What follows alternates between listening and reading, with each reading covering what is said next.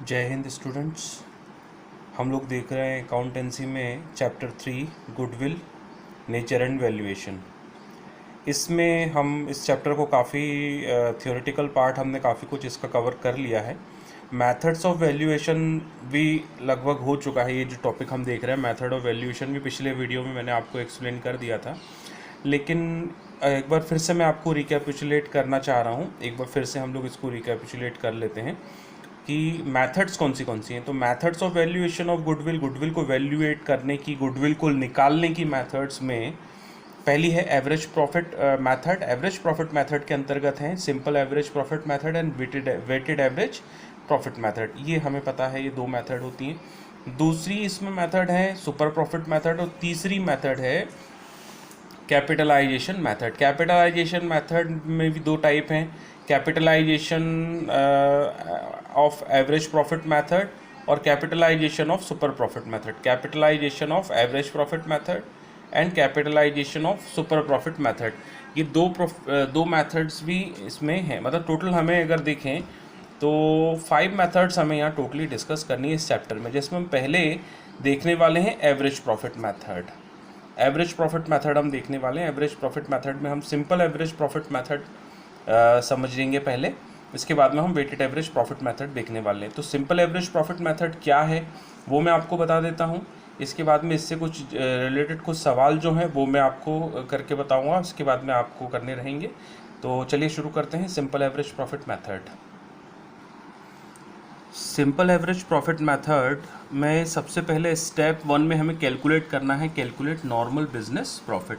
सबसे पहले हमें नॉर्मल बिजनेस प्रॉफिट निकालना है। पहली स्टेज में जब हम नॉर्मल बिजनेस प्रॉफिट निकालेंगे, इसको नॉर्मल प्रॉफिट भी बोलते हैं, normal business profit, normal profit. इसके बाद में हमको एवरेज प्रॉफिट निकालना होता है, पर हम पहले इसको देखते हैं कि नॉर्मल बिजनेस प्रॉफिट कैसे निकाला जाता है।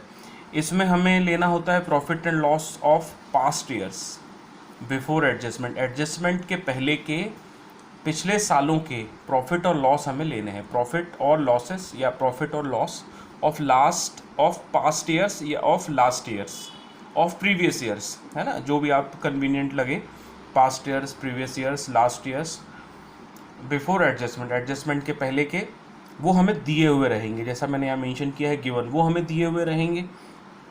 अब करना क्या है, जैसे पिछले साल 2018 का प्रॉफिट है तो उसमें क्या एडजस्टमेंट होंगे। बिफोर एडजस्टमेंट है तो आफ्टर एडजस्टमेंट क्या निकलेगा, आफ्टर एडजस्टमेंट हमारा नॉर्मल प्रॉफिट निकलेगा, आफ्टर एडजस्टमेंट हमारा नॉर्मल बिजनेस प्रॉफिट निकलेगा। ये प्रॉफिट एंड लॉस जो है हमारे पिछले सालों के, उसमें एडजस्टमेंट के पहले का ये एक तरह से नॉर्मल प्रॉफिट होता है या एक प्रॉफिट होता है, तो इसको हमें नॉर्मल प्रॉफिट में कन्वर्ट करना होता है। ठीक है ना, बिफोर एडजस्टमेंट, एडजस्टमेंट के पहले का प्रॉफिट है, प्रॉफिट एंड लॉस है, या प्रॉफिट एंड लॉस हैं एडजस्टमेंट के पहले के। जब हम उनको आफ्टर एडजस्टमेंट करते हैं, उनमें एडजस्टमेंट करने के बाद में जब हम देखते हैं तो हमें मिलता है नॉर्मल बिजनेस प्रॉफिट। तो इसमें क्या चीज़ें ऐड होती हैं, क्या सब्सट्रैक्ट होती हैं, ये देख लेते हैं। जैसे इसमें ऐड होगा, जैसे अगर मान लीजिए पिछले साल 2017 का प्रॉफिट दिया हुआ है, तो 2017 का जो प्रॉफिट है उसमें क्या चीज़ें ऐड होंगी अगर गिवन है तो ये आपको सवाल में दी हुई रहेंगी। जब हम सवाल करेंगे सॉल्व तो आपको क्लैरिटी आती जाएगी। सबसे पहले दिया हुआ एबनॉर्मल लॉसेस। अब एबनॉर्मल लॉसेस क्या होते हैं, ऐसे लॉसेस जो नॉर्मल नहीं हैं, जो बिजनेस के लॉस नहीं हैं, एक तरह से शायद ही हों, कभी कभार होने वाले या शायद कभी ना होने वाले लॉसेस जो होते हैं इस श्रेणी में आते हैं। जैसे लॉस बाय फायर, जो हमेशा नहीं लगती, हम बिज़नेस में हर साल आग नहीं लगाते, या हर साल बिज़नेस में आग नहीं लगती, हमें पता। चोरी हर साल नहीं होती, एक्सीडेंट हर साल नहीं होता, ये रेयरली होने वाले लॉसेस हैं, इसलिए इनको एबनॉर्मल लॉसेस की श्रेणी में रखा गया है, एबनॉर्मल लॉसेस की कैटेगरी में रखा गया है। Loss on sale of fix asset, जैसे it is not a normal business activity. अगर हम कोई मशीन बेचते हैं या फर्नीचर बेचते हैं या कुछ भी एसेट हम बेचते हैं बिजनेस का, तो उसको बेचने में हमें लॉस होता है। मतलब मानकर चलिए उसकी जो बुक वैल्यू है उससे हम कम कीमत में बेच देते हैं तो हमें लॉस होता है, उससे ज़्यादा वैल्यू में बेचेंगे तो प्रॉफिट होगा। तो अगर लॉस हुआ है तो वो भी ऐड हो जाएगा। तो एबनॉर्मल लॉसेस और loss on sale of fix asset, ये भी हमारा ऐड हो जाएगा। Over valuation of opening stock, opening stock का वैल्यूएशन ओवर है, मतलब हमने ज़्यादा कैलकुलेट कर लिया, ज़्यादा वैल्यू उसकी लगा ली। मतलब मानकर चलिए 100 रुपये ओपनिंग स्टॉक है और हमने उसकी वैल्यू 120 लगा ली थी, तो over valuation of opening stock वो ऐड हो जाएगा, लेकिन under valuation of closing stock minus होगा, है ना। अंडर वैल्यूएशन है, अगर क्लोजिंग स्टॉक की वैल्यू 100 रुपये है लेकिन हमने क्लोजिंग स्टॉक 80 रुपये निकाला फॉर एग्जांपल, तो हम वो अंडर वैल्यूएशन हो रहा है, तो अंडर वैल्यूएशन जो है वो ऐड हो जाएगा, और over valuation of opening stock add होगा, और under valuation of closing stock add होगा। ठीक है, क्यों? बिकॉज ये रिड्यूस करता है प्रॉफिट को, since it would have reduce the profit, इस ये एक रीज़न है जिसके कारण से हम करते हैं। अगला है हमारा नॉन रिकरिंग एक्सपेंसेस, ऐसे एक्सपेंसेस जो हर साल नहीं आते। Such expenses are not expected in future, ऐसे कोई भी एग्जाम्पल में अपन देखेंगे जब अपन सवाल सॉल्व करेंगे, तो ऐसे एक्सपेंसेस जो हर साल नहीं आते, जैसे इंश्योरेंस है तो वो हर साल आने वाला है, इट्स अ रिकरिंग एक्सपेंस, पर ऐसे एक्सपेंसेस जो हर साल नहीं आते वो सब इसके अंतर्गत आ जाते हैं। Capital expenditure as revenue expenditure, अगर हमने कैपिटल एक्सपेंडिचर को रेवेन्यू एक्सपेंडिचर के तौर पर जोड़ लिया है, जैसे कि purchase of machinery wrongly debited to purchase account, तो मशीनरी अकाउंट में होना चाहिए था लेकिन हमने उसको किस में कर लिया, परचेज अकाउंट, मशीनरी अकाउंट में होना था लेकिन हमने उसको परचेज अकाउंट में कर लिया, मतलब कैपिटल इन नेचर का एक्सपेंडिचर है लेकिन हमने उसको रेवेन्यू एक्सपेंडिचर में डाल दिया, तो ये भी हमारा यहाँ ऐड हो जाएगा। इसके बाद में अब चीज़ें ऐसी ऐसी आर्टिकल्स या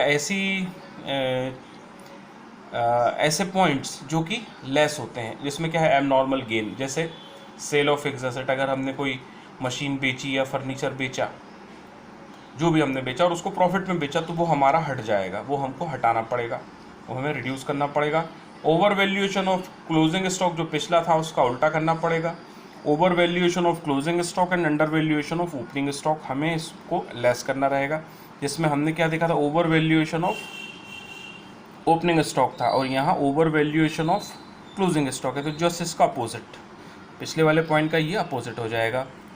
ठीक है, इसके बाद में नॉन रिकरिंग इनकम, इनकम जो कि फ्यूचर में एक्सपेक्टेड नहीं है, ऐसी इनकम जो हर साल नहीं होती, it's not recurring in nature. Recurring मतलब हर बार एक पर्टिकुलर टाइम पीरियड में, एक पर्टिकुलर मंथ में, एक पर्टिकुलर डेट में होने वाली income, that would be consider recurring income.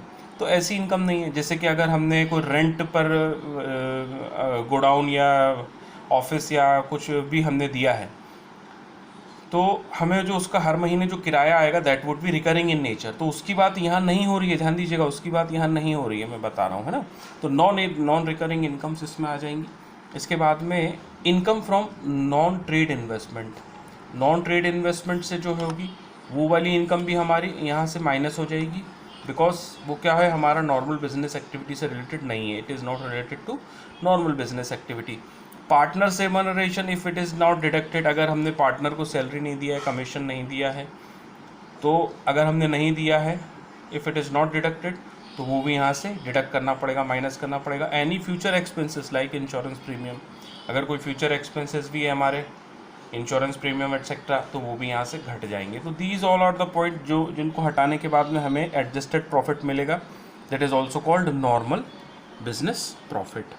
Adjusted profit या नॉर्मल बिजनेस प्रॉफिट हमारा यहाँ पर आ जाएगा। सो पहली स्टेज में हमने कैलकुलेट कर लिया नॉर्मल बिजनेस प्रॉफिट और एडजस्टेड प्रॉफिट। अगली स्टेज में हम क्या देखने वाले हैं, देखते हैं। स्टेज और स्टेप 2, इसमें हमारा आ रहा है एवरेज प्रॉफिट। एवरेज प्रॉफिट क्या है? एवरेज प्रॉफिट का फॉर्मूला सिंपल है, sum of observation divided by number of observation.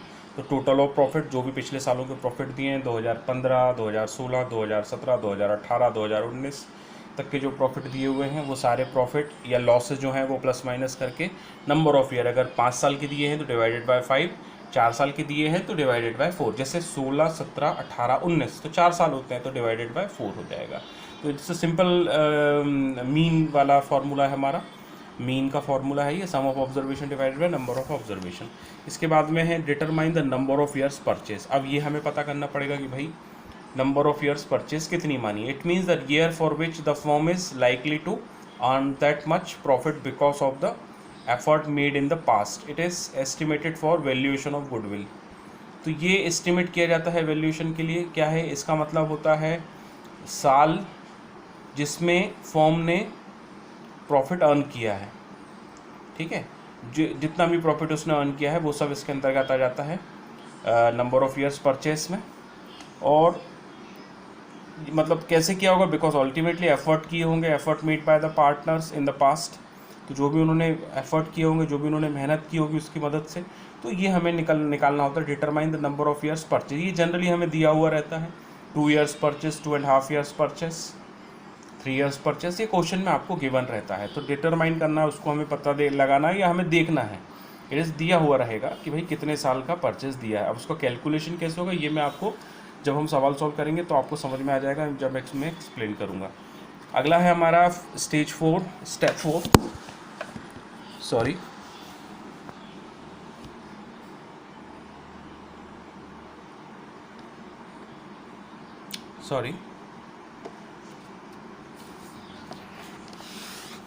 Stage 4 में या स्टेप 4 में आएगा find the value of goodwill. Goodwill की वैल्यू फाइंड करनी है। एवरेज प्रॉफिट हमने निकाल लिया, स्टेप 2 में निकला है। Number of years purchase step 3 में हमें पता चल गई है। अब गुडविल हमें निकालना है, तो average profit into number of years of purchase, मतलब मानकर चलिए एवरेज प्रॉफिट अगर हमारा है 2 लाख और number of years of purchase है 3 साल की, 3 ईयर्स की, तो 2 लाख इंटू 3 टोटल हो जाएगा 6 lakh. That 6 lakh would be our goodwill. ये हम जब हम सवाल सॉल्व करेंगे अगले वीडियो में, मैं आपको सवाल भी बताने वाला हूँ, उसमें आप देखेंगे तो आपको क्लैरिटी आ जाएगी। अच्छा, इसका एक ड्रॉबैक है, वो भी हम डिस्कस कर लेते हैं। क्या ड्रॉबैक है? Drawback of simple average profit method क्या है? Since each years profit are given equal weightage, तो distinction is not made between a business that has rising profit and one that has falling profit. मतलब सीधी सी बात है भाई, इसमें जो इसका सबसे बड़ा ड्रॉबैक है वो ये है कि इसमें हमें पता नहीं चल पाता है कि क्या स्थिति सही है, मतलब फर्म की स्थिति कैसे। अगर मान लीजिए 2 बिजनेस हैं ए और बी, ठीक है ना, ए और बी का प्रॉफिट देखें तो ए का प्रॉफिट घट रहा है, मतलब ए का प्रॉफिट 100, फिर 80, फिर 60, फिर 40 होता है फॉर एग्जांपल। और ऑन द अदर हैंड जो दूसरी फॉर्म है, मतलब ए का प्रॉफिट मैंने आपको बताया 100, 80, 60। देख लेते हैं इसको। जैसे फॉर्म ए है, तो फॉर्म ए एक है जिसका प्रॉफिट डिक्रीजिंग ऑर्डर में है, मतलब पहले 100 था, फिर 80 हो गया, और फिर 60 हो गया, एंड देन 40 हो गया। तो इन सबको जब हम प्लस करेंगे तो कितना आ जाएगा? 280, जबकि इसका प्रॉफिट डिक्रीज़ हो रहा है, ठीक है ना, इसका प्रॉफिट डिक्रीज़ हो रहा है। ऑन द अदर हैंड दूसरी फॉर्म है, और ठीक है ना, हाँ, दूसरी फॉर्म है बी, फॉर्म बी है, और फॉर्म बी का प्रॉफिट उल्टा कर लें हम, मतलब 40, इसका इंक्रीज़ हो रहा है 60, 80 और 100, तो इसका भी हो गया 280। दैट एवरेज अगर हम देखें डिवाइडेड बाय, इसमें अगर हम 4 करेंगे तो दोनों का जो एक टेंटेटिव गुडविल का जो अमाउंट आएगा या गुडविल की जो वैल्यू आएगी वो लगभग सेम होगी। तो अब यहाँ पर बहुत मुश्किल हो जाता है डिस्टिंक्शन, मतलब एक डिफरेंस कि भाई फॉर्म की स्थिति कैसी है, क्योंकि पिछले सालों का प्रॉफिट लॉस जुड़ता जाता है, तो एवरेज एक प्रॉपर बैठता है, तो वो एक सही हमें इन्फॉर्मेशन नहीं मिल पाती कि भैया फॉर्म डिक्रीजिंग, मतलब फॉर्म लॉस मेकिंग है या फॉर्म प्रॉफिट मेकिंग है, मतलब फॉर्म डिग्रोइंग है या ग्रोइंग है। तो ग्रोइंग और डिग्रोइंग दोनों फॉर्म की गुडविल लगभग एक जैसी ही आती है सिंपल एवरेज प्रॉफिट मेथड में, जो कि टेक्निकली रॉन्ग होता है। इसके लिए ये इसका सबसे बड़ा ड्रॉबैक होता है इस मेथड का। बट ऑल दो हमें ये मेथड सब्जेक्ट सिलेबस में है और हमें इस साल देखनी है। कल मैंने आपको कुछ वीडियोस वगैरह भी शेयर किए थे, आपको मिले होंगे, जिसमें जो भी अपना सिलेबस वगैरह शॉर्ट हुआ है उसके बारे में बात की गई है, तो वो भी आप एक बार गो थ्रू कर लीजिएगा। तो drawback of simple average profit method हमने देखा। अब हम इसके कुछ सवाल देखते हैं।